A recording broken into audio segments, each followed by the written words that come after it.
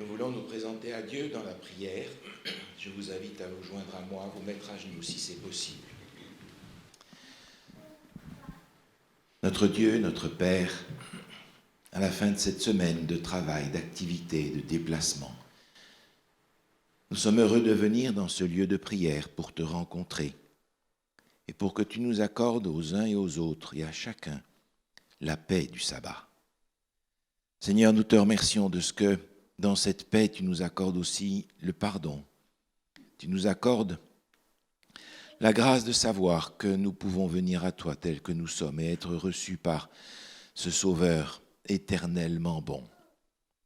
Seigneur, nous pensons à ce qu'a coûté notre pardon et nous sommes touchés et émus par la grandeur de ton sacrifice. Seigneur, que jamais dans notre cœur ce sacrifice soit banal, qu'il perde sa valeur, mais qu'au contraire, de jour en jour, nous sentions notre admiration et notre dette envers toi augmenter, jusqu'à ce que, finalement, nous acceptions de nous rendre entièrement entre tes mains. Nous sommes venus, Seigneur, avec nos fardeaux, avec nos difficultés, et nous te prions, Seigneur, de les prendre. Nous te demandons de soutenir ceux qui sont malades, ceux qui sont fatigués. Nous te demandons, Seigneur, de donner la guérison à ceux qui en ont besoin, de donner ta présence à ceux qui sont dans la solitude. Et nous te prions pour notre sœur Veilleux. Sois à ses côtés, nous te le demandons. Te prions pour les enfants qui sont parmi nous. Et nous voudrions que chacun d'eux apprenne à voir en toi le modèle dont ils ont besoin aujourd'hui et chaque jour de leur vie. Seigneur, que devant ce modèle que tu es, tout ce que le monde propose puisse ternir et sembler ridicule. Seigneur, que dans le cœur de nos jeunes, de nos enfants et de ceux même qui aujourd'hui ne sont pas ici, tu apparaisses comme le grand exemple à suivre jusqu'à ce que nous puissions te voir face à face. Seigneur, nous te prions pour ceux qui sont plus âgés et nous te demandons d'être leur soutien quotidien. Dans les difficultés que nous rencontrons, donne-nous la grâce, Seigneur, la grâce de venir à toi et de te remettre toutes ces difficultés que nous avons pour que tu y apportes ta solution à toi. Souvent, Seigneur, nous avons couru tout seuls, cherchant une solution à ces difficultés pour finalement, en fin de compte, et en dernier recours, avoir recours à toi. Apprends-nous à faire l'inverse. Apprends-nous, Seigneur, à chercher d'abord ton royaume et ta justice, sachant que tout le reste nous sera donné par-dessus. Nous te prions, Seigneur, pour tous ceux qui sont à la recherche de quelque chose et qui ne savent pas quoi. Nous voudrions, Seigneur, que tu les places sur notre chemin et que nous puissions de ta part leur apporter la bonne nouvelle de l'Évangile en Jésus.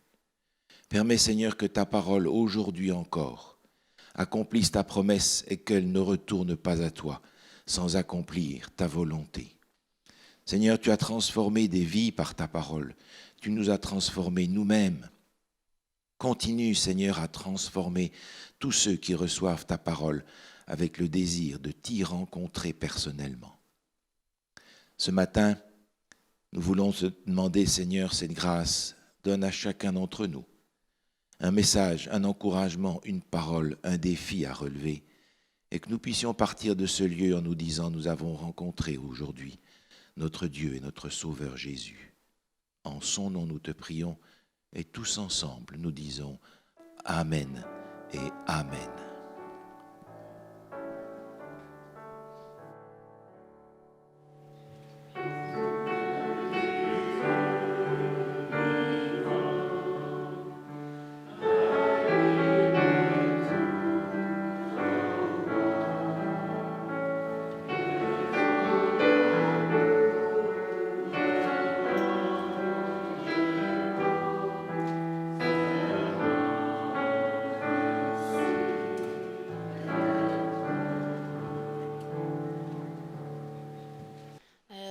Deux Rois, chapitre 5, versets 19 à 27.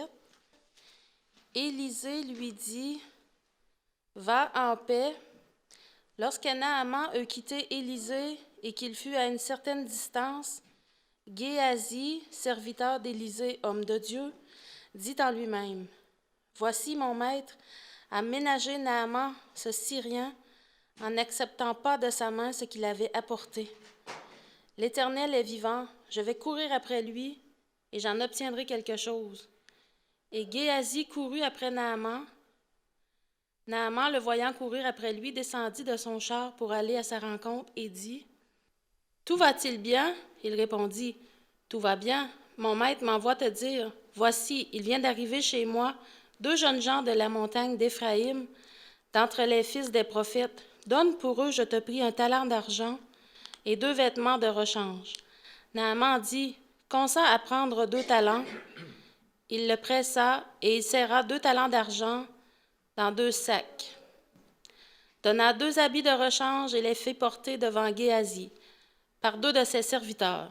Arrivé à la colline, Géasi les prit de leurs mains et les déposa dans la maison, et il renvoya ces gens qui partirent.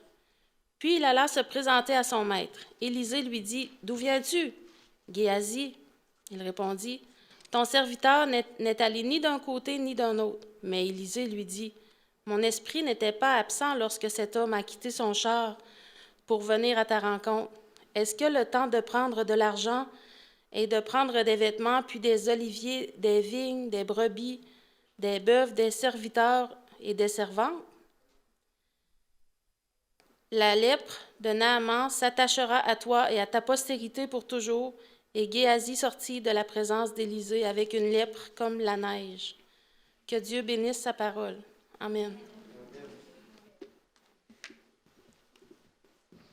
Je vais vous inviter de rester assis pour le dernier chant de préparation numéro 500 et on va chanter avec un peu de vitesse. Amen.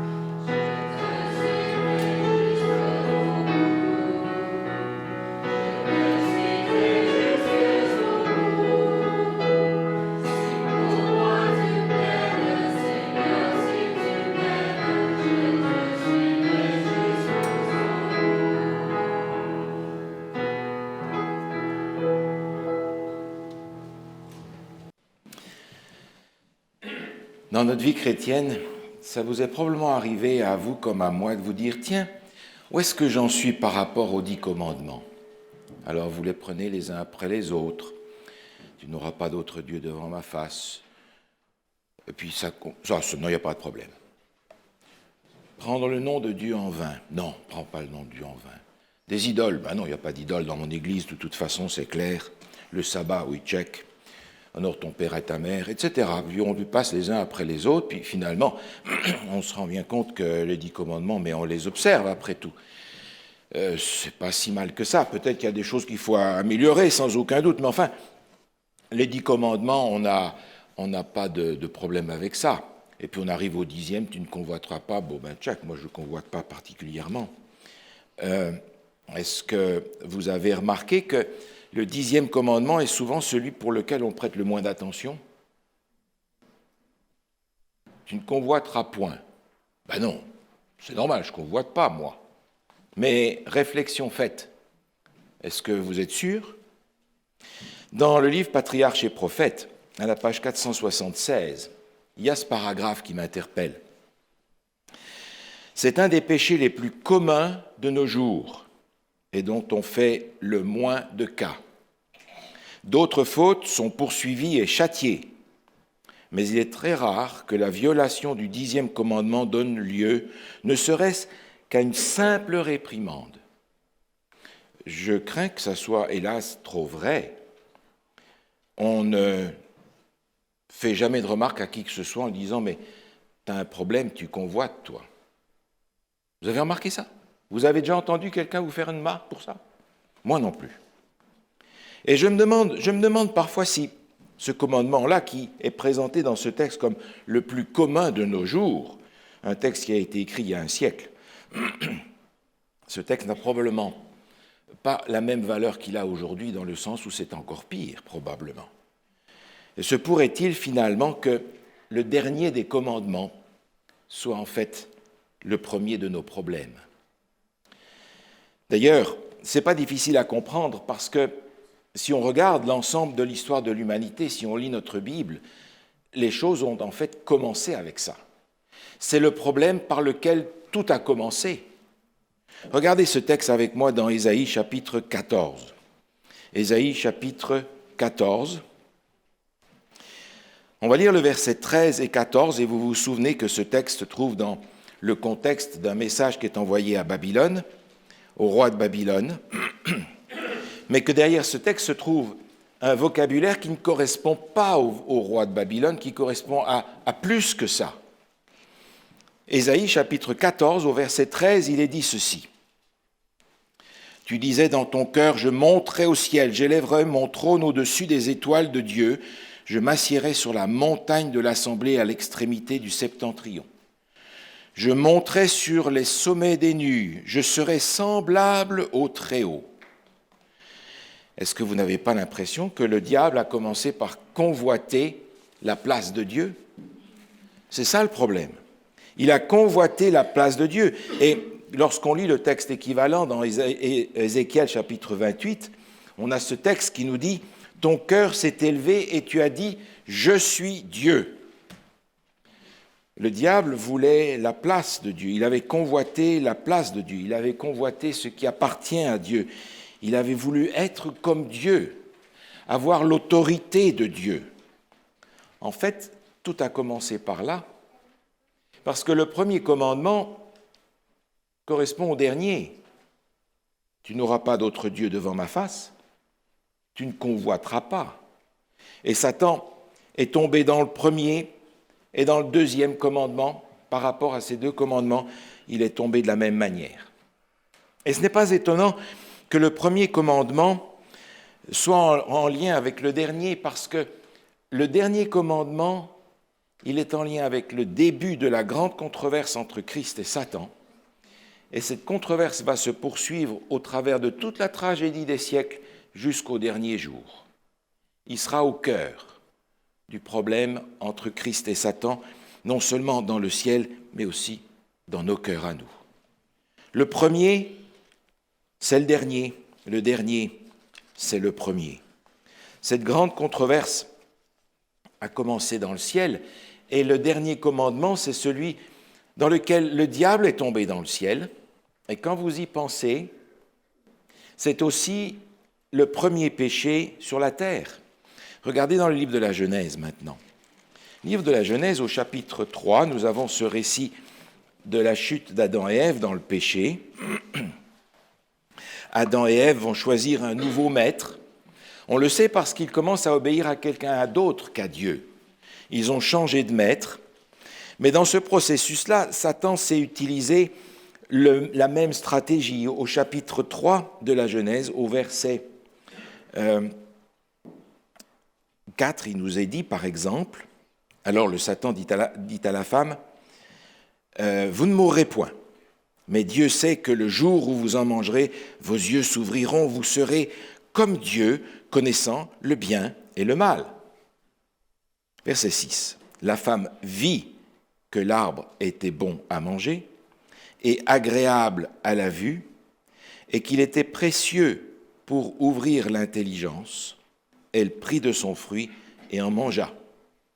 Le mot qui est traduit dans nos versions par précieux est en réalité le mot convoitable.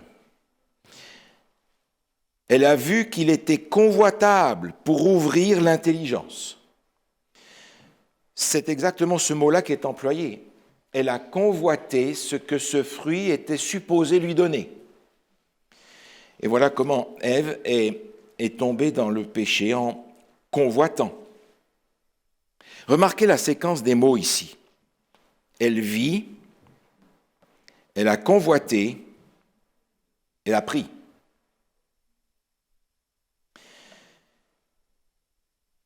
C'est le premier péché dans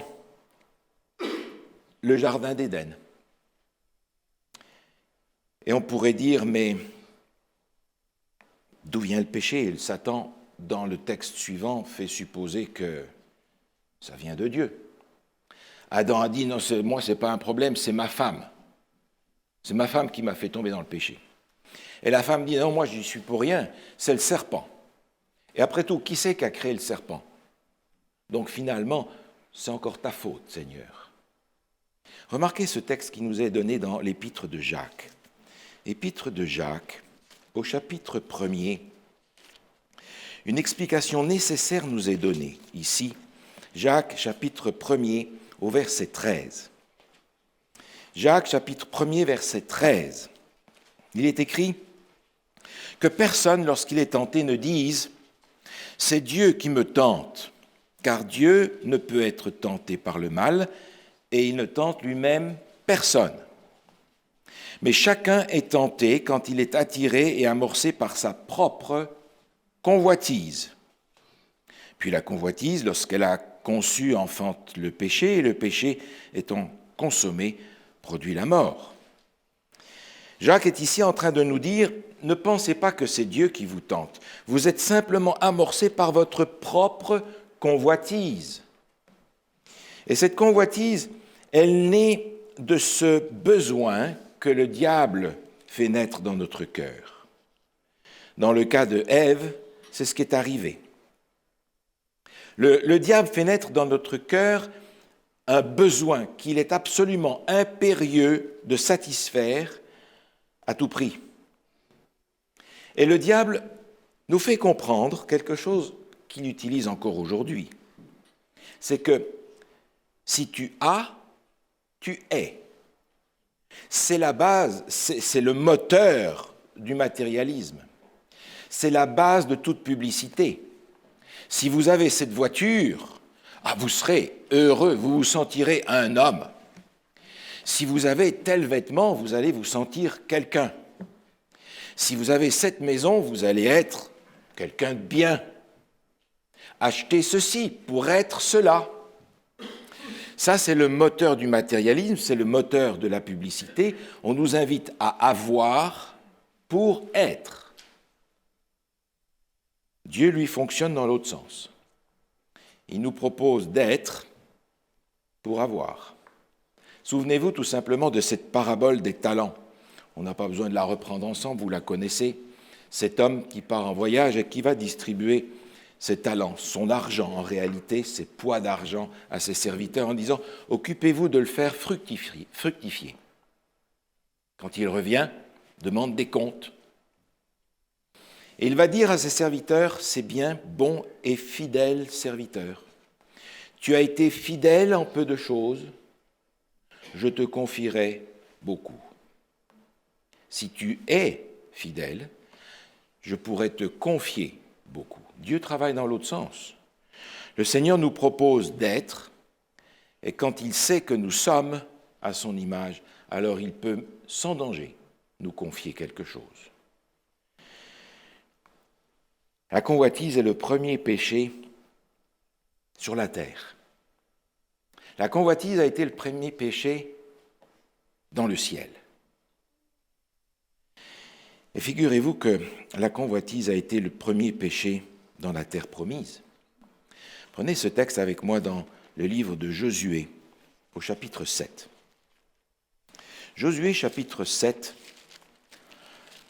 nous raconte cette histoire qui s'est passée au moment où le peuple d'Israël rentre dans la terre promise. Josué, chapitre 7. On lit dans le chapitre précédent cet événement que vous avez raconté aux enfants, je ne sais combien de fois, la prise de Jéricho, qui est la clé de la nouvelle terre, la première forteresse à prendre. Et vous vous souvenez qu'il avait été dit, chapitre 6, verset 17, « Tout l'argent et tout l'or, tous les objets d'airain de fer seront consacrés à l'Éternel et entreront dans le trésor de l'Éternel. » Cette ville était dévouée par interdit. Tout ce qu'ils avaient pris appartenait à l'Éternel. Et puis il y a un homme qui s'appelle Akan, qui a vu des choses tellement convoitables qu'il s'est dit, mais c'est quand même dommage de gaspiller tout ça, je vais en prendre un petit peu. Et vous vous souvenez qu'il avait caché ça dans sa tente. À cause de cela, dans la guerre contre la petite ville de Haï, le peuple d'Israël a perdu plusieurs dizaines d'hommes. Scandale, que s'est-il passé? Et finalement, Dieu va mettre le doigt sur Akan, comme étant celui pour lequel toute la faute, celui sur lequel la faute est retombée sur le peuple entier. Et lorsque l'on va interroger Akan, regardez bien comment il répond. Josué chapitre 7, lisons à partir du verset 19. Josué dit à Akan, « Mon fils, donne gloire à Dieu, le Dieu d'Israël, et rends-lui hommage. Dis-moi donc ce que tu as fait, et ne me le cache point. » Akan répondit à Josué et dit, « Il est vrai que j'ai péché contre l'Éternel, le Dieu d'Israël, et voici ce que j'ai fait. J'ai vu dans le butin un beau manteau de chinéar, 200 cycles d'argent, un lingot d'or d'un poids de 50 cycles. Je les ai convoités et je les ai pris. Ils sont cachés dans la terre au milieu de ma tente. » Avez-vous remarqué que dans la manière dont Josué explique ce qu'il a fait, on retrouve la même chose que ce qu'on avait dans le livre de la Genèse. J'ai vu, j'ai convoité, j'ai pris et j'ai caché. Après avoir péché, Adam et Ève se sont cachés, eux, loin de la face de Dieu. Même vocabulaire. J'ai vu, j'ai convoité, j'ai pris et j'ai caché. Le lien est évident entre ce qui s'est passé en Éden et ce qui s'est passé à la rentrée même du peuple de Dieu dans la terre promise. Quelle drôle d'introduction. Oh là, ils n'ont pas adoré des statues, ils n'ont pas pris le nom de Dieu en vain, non, rien de tout ça. Donc on aurait pu mettre check sur les 9 premiers commandements. Mais le 10e a été le premier des commandements qui ont été enfreints à l'entrée dans la Canaan terrestre. Premier péché dans le ciel, premier péché sur la terre, premier péché lorsque le peuple de Dieu entre en Canaan. Mais figurez-vous, c'est aussi le premier péché dans l'Église. Premier péché dans l'Église, regardez dans le texte que nous avons dans le livre des Actes au chapitre 5. Actes chapitre 5. L'Église est encore très jeune. C'est juste peu de temps après le chapitre 2 où des milliers de personnes sont entrées dans l'Église. Actes chapitre 5. Il nous a dit au verset 1er, « Un homme nommé Ananias, avec Saphira sa femme, vendirent une propriété et retinrent une partie du prix, sa femme le sachant. Puis il apporta le reste, le déposa aux pieds des apôtres.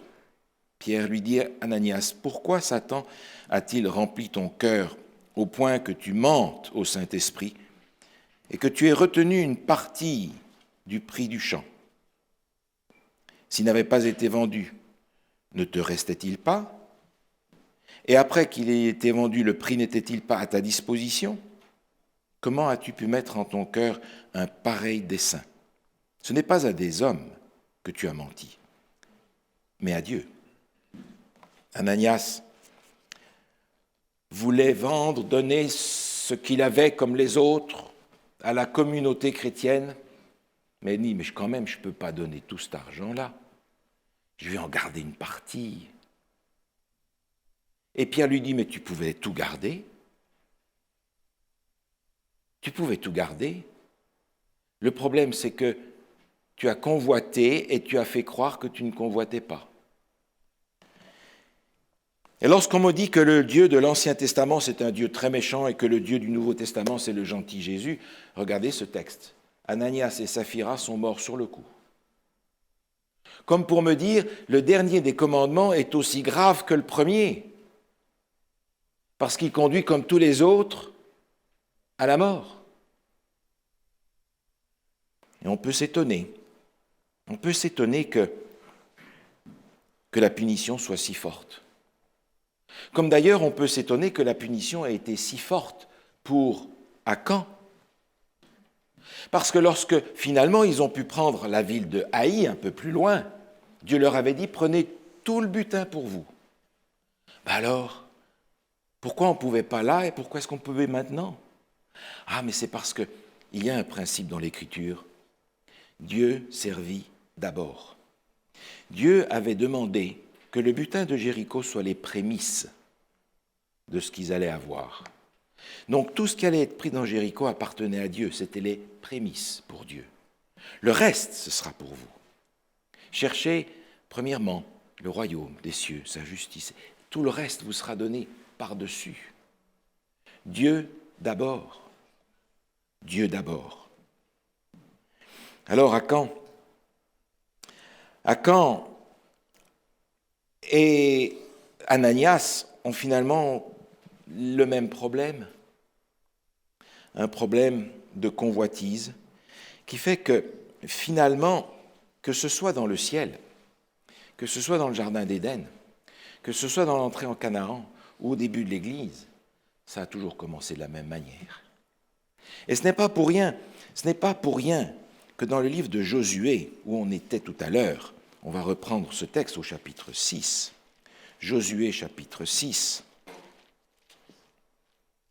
il est dit ceci au verset 18.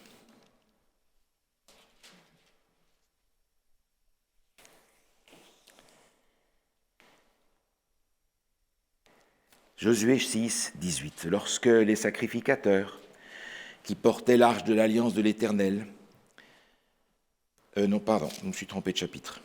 Josué chapitre 6, verset 18.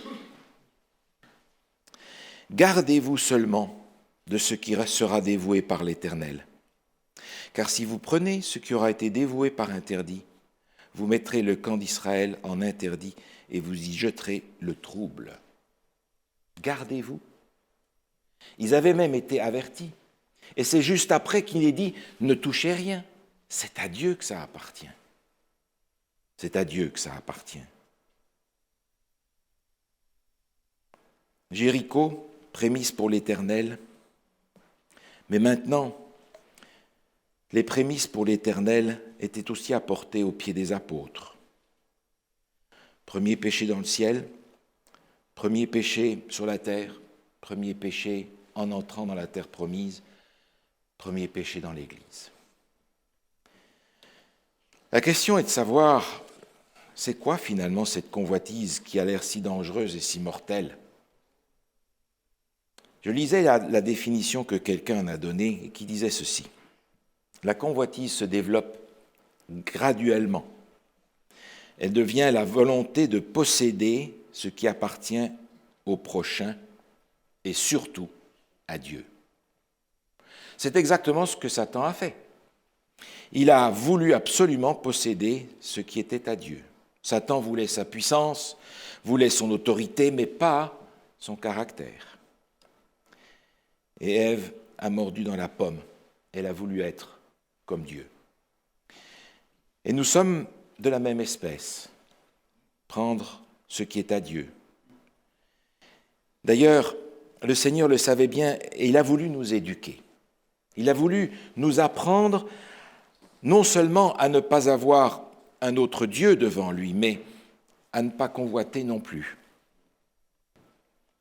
Parce que ça peut être aussi l'un de nos péchés les plus communs pour ceux qui retiennent la dîme et les offrandes, pour ceux qui ont oublié que la dîme, ce sont les prémices pour Dieu, que c'est ce qui lui appartient, sachant que tout le reste nous sera donné par-dessus. C'est aussi peut-être ce que nous faisons lorsque nous retenons les offrandes que Dieu nous invite à partager avec lui d'un cœur joyeux. Vous comprenez, Dieu demande à être servi premier. Mais est-ce que c'est un caprice de sa part? Parce qu'enfin, il a déjà tout, d'après ce qu'il dit. Puisque Dieu a tout, pourquoi est-ce qu'il faut encore qu'on lui donne un premier? Je crois que c'est l'apprentissage que Dieu utilise pour nous faire comprendre ce qu'est la foi, la confiance. La confiance en lui et non dans les choses, non dans le matériel, non pas dans tout ce que l'on peut acquérir, mais dans tout ce que l'on peut être dans notre relation avec lui.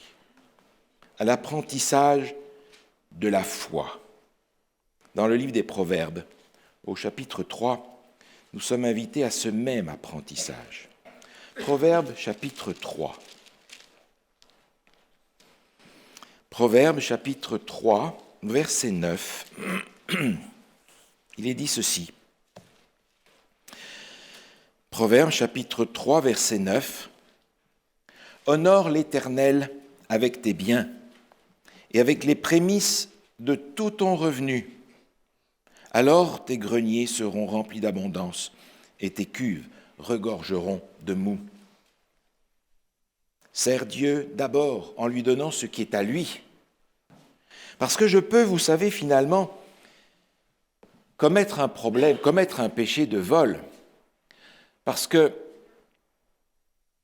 si je ne rends pas ce qui n'est pas à moi, qu'est-ce que j'ai fait? Oh, je peux commettre ce vol par l'omission de restitution à celui à qui ça appartient. Et la convoitise enfante un autre péché qui est le vol. Peut-être que nous sommes aussi coupables de cela pour ceux d'entre nous qui gardent les biens qui appartiennent à Dieu et que sont les dîmes et les offrandes. Peut-être que nous sommes aussi coupables de cela quand nous gardons le temps qui est réservé à Dieu et qui s'appelle le sabbat. Peut-être que nous sommes aussi coupables de la même chose lorsque nous conservons pour notre bénéfice les talents que Dieu nous a donnés alors qu'il nous a donnés pour le service. La convoitise. Dans le livre Patriarches et Prophètes, à la page 478, je lis ce paragraphe. Le péché d'Acan avait fait courir un grand péril à toute la nation. Aujourd'hui encore, la faute d'un seul peut attirer sur l'Église le déplaisir de Dieu, qui pèsera sur elle jusqu'à ce que le mal ait été découvert et banni de son sein. L'influence la plus à craindre par l'Église n'est pas de celle de ceux qui s'opposent à elle ouvertement, des infidèles ou des blasphémateurs, mais plutôt celle de ceux qui prétendent suivre Christ et mènent une vie inconséquente. Ce sont eux qui empêchent Dieu de répandre ses bénédictions sur l'Église de Dieu et la gardent dans un état de faiblesse. Ah, mais le danger n'est pas nécessairement là où on pense. Le plus grand danger, nous dit ce texte, se trouve parmi ceux qui prétendent suivre Christ et cependant mènent une vie inconséquente. Et là, mes amis, je crains que nous soyons tous dans le même bateau.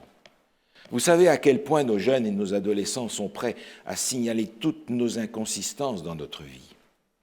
Je crois qu'ils sont un instrument de Dieu pour bien nous faire comprendre que même si nous sommes adultes, nous ne sommes pas arrivés encore. Parce que finalement, si la convoitise est le premier péché dans le ciel, le premier péché sur la terre, le premier péché dans la terre promise, le premier péché dans l'Église, peut-être se pourrait-il qu'il soit aussi le premier péché dans ma vie, après tout.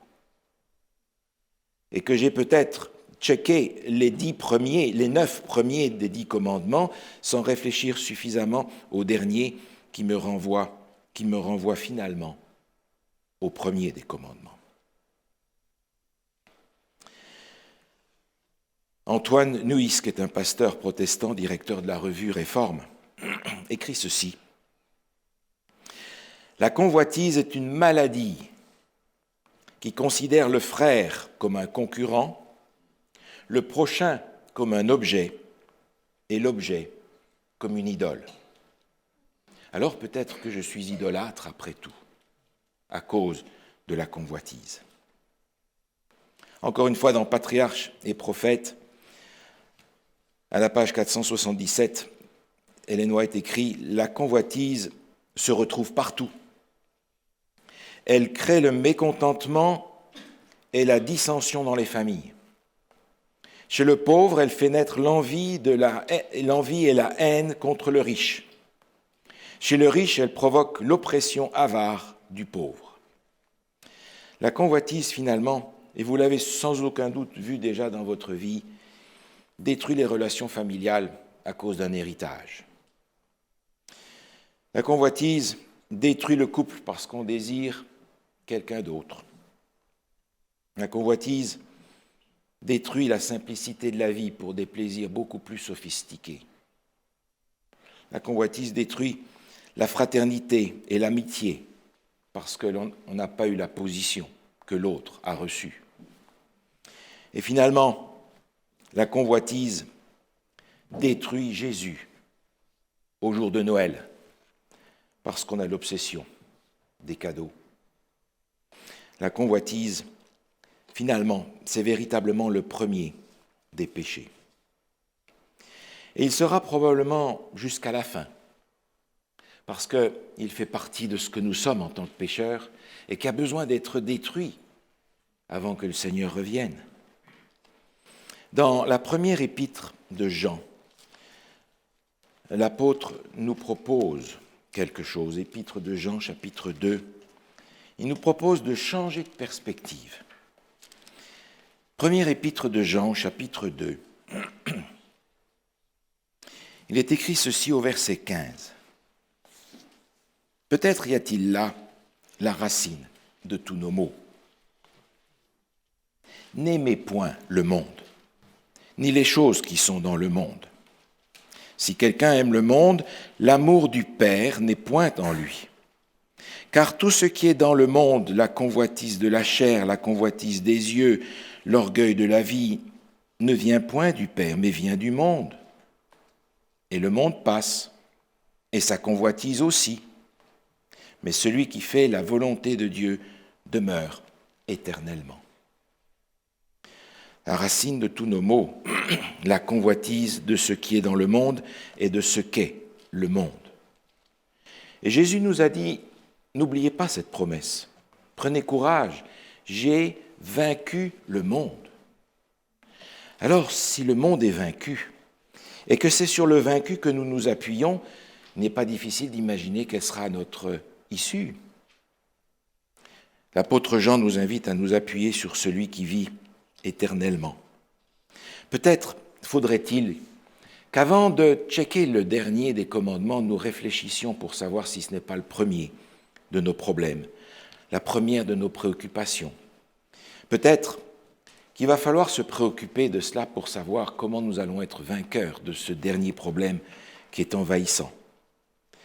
Le psalmiste disait « Fais de l'Éternel tes délices, et il te donnera ce que ton cœur désire. Mais fais d'abord de l'Éternel tes délices. » Amen.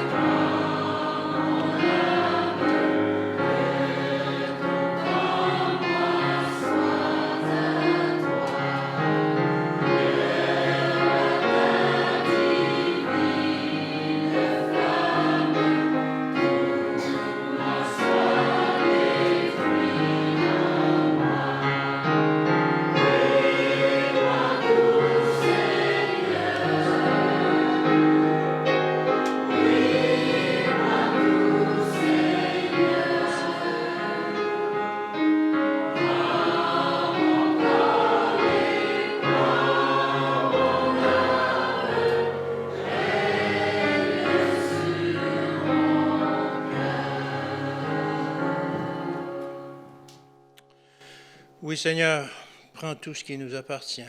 Prends notre âme, notre esprit. Prends nos biens, Seigneur, afin que l'on puisse les consacrer à toi, à ton œuvre, Seigneur. Seigneur, on te demande de nous délivrer de cette convoitise qui est la racine de tous les maux, il semble.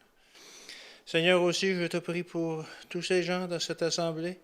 Bénis-les, protège-les au cours de la semaine qui vient, afin que l'on puisse se rassembler encore le prochain sabbat pour te rendre gloire, t'adorer et t'honorer.